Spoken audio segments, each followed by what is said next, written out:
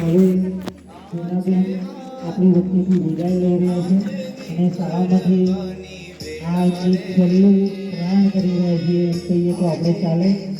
તો આપણે પણ તમામ બાળકો જે એમની સાથે આપણી શાળાના તમામ બાળકો મોટાભાગના એવા હશે કે જે એમની પાસે ભણી અને અત્યારે આગળ વધેલા છે.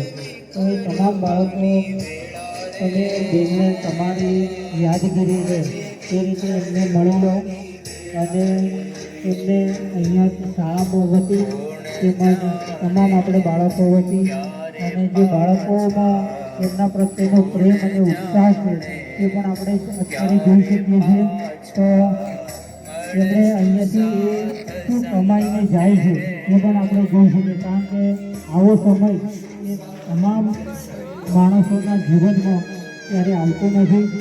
આના માટે ખૂબ જ તપસ્યા અને પોતાનો સમય આપવો પડે અને જ્યારે બાળક સાથે ઓતપ્રોત બની અને જ્યારે આપણે કાર્ય કરીએ ત્યારે આપણને આવો સમય જોવા મળે છે.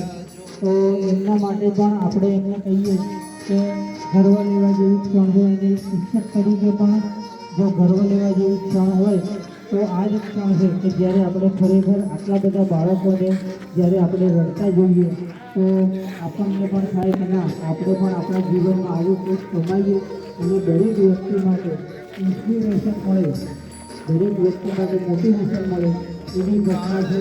અને આવી રીતે વિદાય કરવામાં આપણે જતું હોય અને થયું હોય એવી આપણી શાળાની આ પહેલી ઘટના છે.